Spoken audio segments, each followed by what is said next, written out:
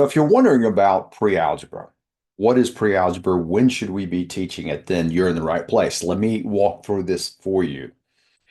We have a lot of questions from parents as we have curriculum from algebra to calculus, and they want to know about pre-algebra. What do we recommend? So let's first talk about what is pre-algebra.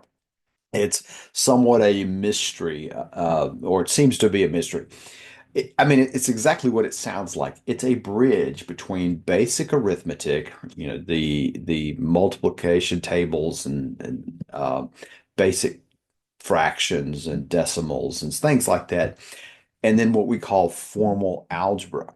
It's introduces a new way of thinking by looking at variables, solving for unknowns, and working with negative numbers and some decimals a little bit more. So, for instance, we're used to, 5 plus 2 equals 7. That's the kind of math we've been doing.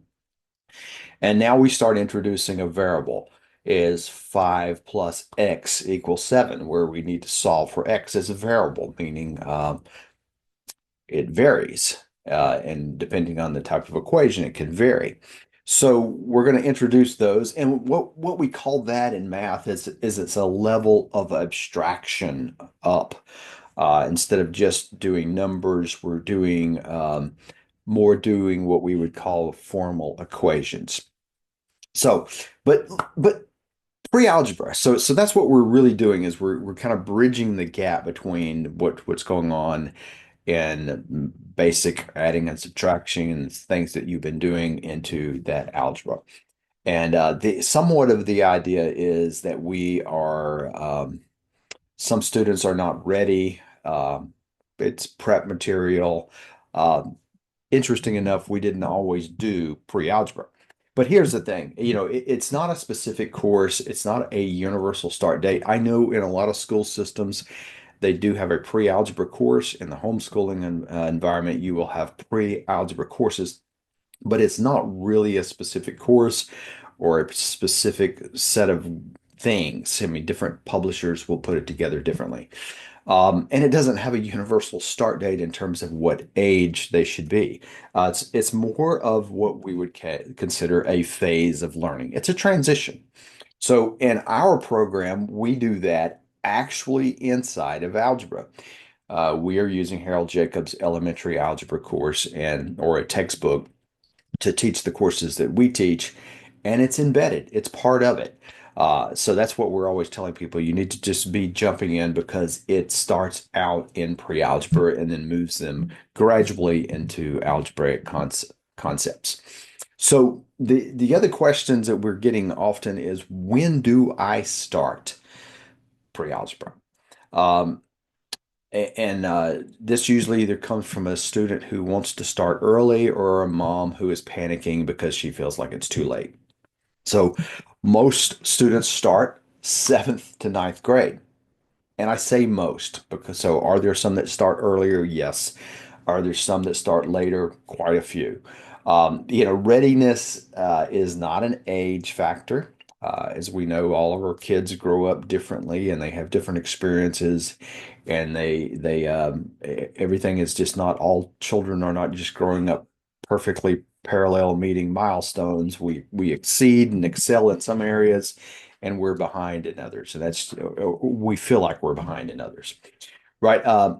But really, what we want to look at is have they mastered, some basic operations, the times tables and things like that.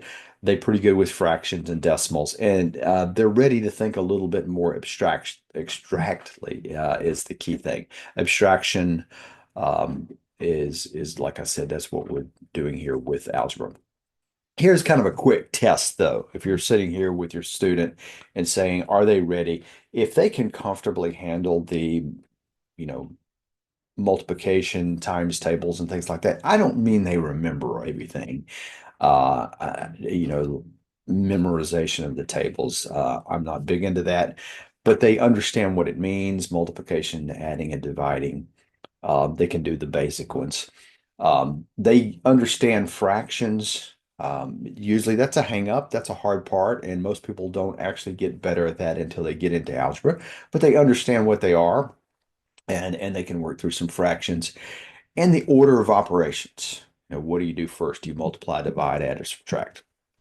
If you understand these concepts, then you're pretty much ready to get into what we would call pre-algebra, or in our case, just algebra. So, um, let's just kind of practically, let's step back though, because you don't need to get stressed out. You don't need to worry about it.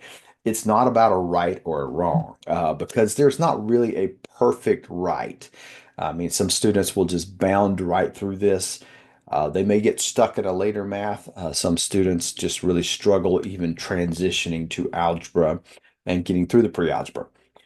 Math is not something you need to really rush. Pushing algebra too fast, as a matter of fact, can backfire. You end up with a student who's frustrated. You end up with a parent who's frustrated, and then they feel like they can't do math, and they get in their head, I just hate math. I can't do math, and that's probably not really the issue. Um, and sometimes it's because we push too hard or because of peer pressure and the things like that push us hard. And believe it or not, peer pressure we see a lot in math. You want to be doing what your friends are doing. Uh, Now it's also maybe a perfect time to slow down if you need to build strong foundations because you are introducing new concepts. And one thing about introducing a new concept is it helps solidify older concepts. Uh, always been told that to learn the math you're in now, the best time to learn it really solidly is in the next math course because it's building upon that, and now you're starting to use those tools that you've learned back here and you're applying. So now we are going to be applying in a different way, multiplication, addition. We're going to be dealing with fractions in a different way by solving equations, and we'll be dealing with decimals and things like that. And it helps us to solidify that stuff that we think we already know and we do conceptually know, but now we're going to be using it. So it's a great chance to fill in the gap. So when we see people that jump into our algebra curriculum, and they are in the first part doing the pre-algebra part, they will feel like they're moving too slow sometimes, and that's what's going on, is we're building neural connections, if you will. You're helping them understand, and they may be struggling just a bit. So when you're doing this with the Ask Dr. Callahan course, we recommend splitting it into 2 years. For many people, this is not everybody. For many people, we are splitting it into a couple of years. Um, Pre-algebra the first year, and then a full algebra the second. And frankly, it doesn't always split perfectly down the year. Some people will end up in geometry the second year. Some people just jump right through algebra the first year, the whole elementary algebra course. But we've taught our kids to don't worry so much about the deadline. I mean, the beauty of homeschooling is the end of the semester doesn't mean the close of the material. You get to move it, and you get to move the timelines and the material, whatever best works for your student. So if you have any questions about any of this, or you're trying to help your evaluate where you are in your pre-algebra and algebra, let us know, and we will be glad to give you some feedback and hopefully help you think through your path for you and your student.